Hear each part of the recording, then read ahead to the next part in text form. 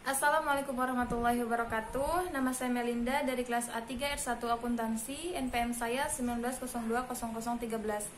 Pada kesempatan kali ini saya akan mempresentasikan mengenai mata kuliah dasar akuntansi keuangan menengah. Materinya yaitu metode pencatatan dana kas kecil dan wesel tagih beserta wesel bayar untuk memenuhi ujian akhir semester saya. Nomor 1 bagian A, metode pencatatan kas kecil dalam akuntansi dan contoh soal. Istilah kata dana kas kecil atau petty cash fund dapat kita artikan sebagai sejumlah uang yang telah disiapkan atau disediakan oleh instansi atau perusahaan yang berfungsi guna untuk membayarkan pengeluaran-pengeluaran yang jumlah nominal rupiahnya tidak terlalu besar atau relatif kecil dan tidak ekonomis manakala harus dibayarkan dengan menggunakan cek. Kemudian ada metode kas kecil. Di dalam mengelola dana kas kecil ini terdapat dua metode. Kedua metode tersebut yang dapat digunakan adalah metode impres dan metode fluktuasi. Berikut ini adalah penjelasan dari kedua metode tersebut. Metode impres atau dana tetap, impres fund method. Di dalam metode ini, jumlah dana kas kecil akan selalu tetap, yakni sebesar cek yang diserahkan kepada kasir selaku penanggung jawab untuk membentuk dana kas kecil. Kemudian metode fluktuasi atau fluctuation fund method. Pembentukan dana kas kecil pada metode yang kedua ini tidak jauh beda dengan metode sebelumnya. Perbedaan dari kedua jenis metode ini hanyalah terletak pada jumlah kas kecilnya. Jika pada metode impres jumlah kas kecil selalu tetap, maka pada metode fluktuasi ini jumlah kas kecilnya tidak tetap, melainkan fluktuasi sesuai dengan jumlah pengisian kembali atau sesuai dengan pengeluaran-pengeluaran kas kecil yang berjalan. Kemudian untuk contoh soalnya, di sini ada contoh soal kas kecil atau petty cash pada sebuah perusahaan PT Sukses Selalu yang menyediakan dana kas kecil. Terdapat transaksi-transaksi pada bulan Desember tahun 2018 sebagai berikut. Pada tanggal 4 Desember 2018 diserahkan selembar cek sebesar 2 juta untuk membentuk kas kecil PT Sukses Selalu. 7 Desember 2018 dibeli tunai alat-alat tulis untuk kantor PT Sukses Selalu sebesar 96.000. 18 Desember dibayarkan biaya angkut sebesar 275.000. Pada tanggal 19 Desember dibayarkan untuk uang makan para karyawan yang lembur sebesar 150.000. Tanggal 22 Desember dibelikan lagi alat-alat tulis kantor sejumlah 70.000. Dan pada tanggal 28 Desember 2018 dilakukan pertanggungjawaban atas pengeluaran-pengeluaran yang menggunakan kas kecil dan pengisian kembali dana kas kecil. Untuk jawabannya, yang pertama menggunakan metode impres. Berikut ini adalah pencatatan dana kas kecil dengan menggunakan metode impres atau dana tetap. Saat pembentukan dana kas kecil, jurnalnya tanggal 4 bulan 12 tahun 2018, perkiraan dana kas kecil di debit 2 juta, pada kas di kredit 2 juta.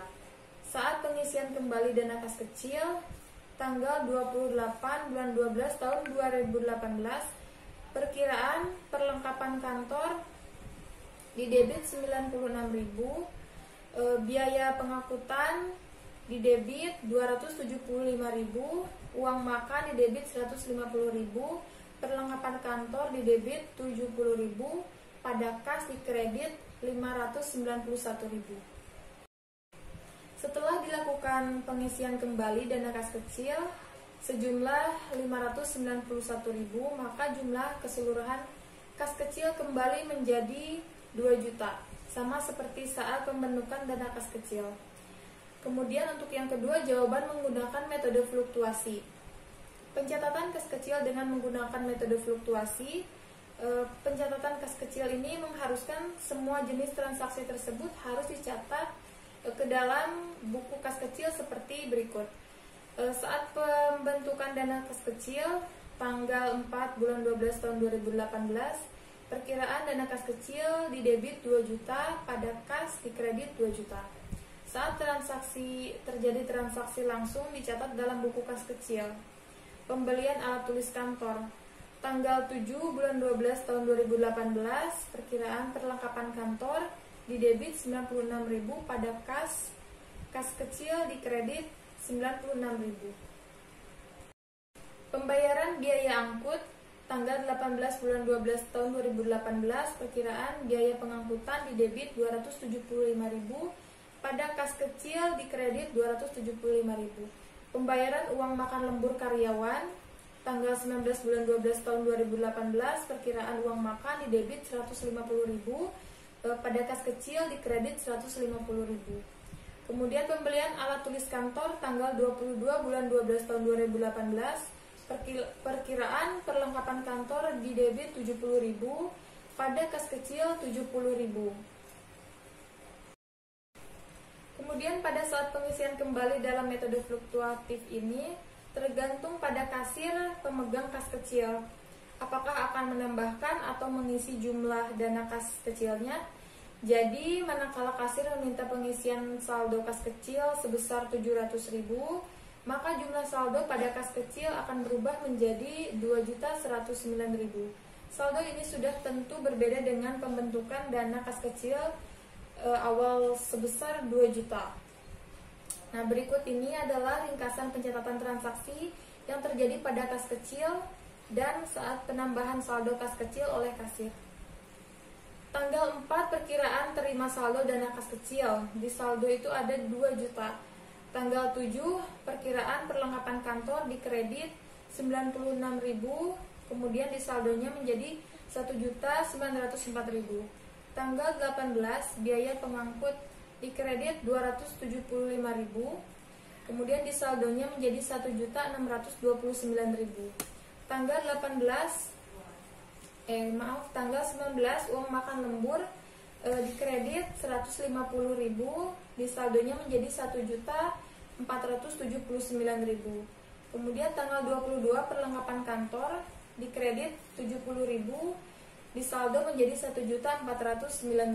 Kemudian tanggal 24 terima dana kas kecil itu di debit 700.000, kemudian saldonya menjadi 219.000. Dilihat dari pembentukan catatan kas kecil memang tidak jauh berbeda dengan pencatatan jurnal umum. Hal tersebut karena memang proses pencatatan secara jurnal pada kas kecil tak jauh beda dengan jurnal umum pada umumnya. Untuk nomor 2, poin A, yaitu wesel bayar dan wesel tertagih atau wesel tagih beserta contoh soal. Dalam dunia akuntansi perusahaan, wesel adalah hal yang lumrah ditemui. Wesel dalam pengertian umum dikenal sebagai janji tertulis terkait uang yang diberikan satu pihak kepada pihak lainnya. Janji pembayaran sejumlah uang tersebut memiliki ketetapan tanggal sehingga harus ditepati pada tanggal tersebut. Terkait wesel ini dikenal juga dua hal, yaitu wesel bayar dan wesel tagih. Wesel bayar dan karakteristiknya yaitu wesel bayar merupakan surat utang yang diterbitkan suatu perusahaan atau entitas yang digunakan untuk membayar utang usaha yang telah jatuh tempo. Ini artinya wesel bayar dibuat oleh perusahaan yang mempunyai kewajiban utang terhadap pihak lain. Oleh karenanya wesel bayar bisa juga disebut sebagai utang wesel. Secara lebih detailnya dalam ilmu akuntansi, wesel bayar merupakan perjanjian tertulis yang dibuat perusahaan untuk membayar kepada kreditur sejumlah tertentu termasuk bunga pada tingkat yang disepakati. Kemudian contoh soal wesel bayar. Perusahaan Y menerima pinjaman dari perusahaan X sebesar 100 juta pada tanggal 1 Januari 2019. Tingkat bunga yang diberikan adalah 10% dalam jangka waktu 90 hari atau 3 bulan. Maka perusahaan Y akan membuat jurnal perusahaannya sebagai berikut. Bulan Januari tanggal 1, keterangan kas atau persediaan di debit 100 juta, pada utang usaha di kredit 100 juta. Bulan Januari tanggal 31, keterangan utang usaha di debit 100 juta, pada wesel bayar di kredit 100 juta. Kemudian menerbitkan wesel bayar 90 hari, bunga 10%. Perhitungan beban bunganya akan disesuaikan dengan umur dari wesel itu sendiri, yaitu dengan mengalikan utang dengan persentase dan waktu jatuh tempo, yaitu besaran bunga 100 juta dikali 10% dikali 3/12 sama dengan 2.500.000. Sedangkan untuk menghitung nilai jatuh tempo wesel saat jatuh tempo hanya dengan menambahkan pokok uang dan bunga yang sudah didapat. Nilai jatuh tempo wesel saat jatuh tempo 100 juta ditambah 2.500.000 menjadi 102.500.000.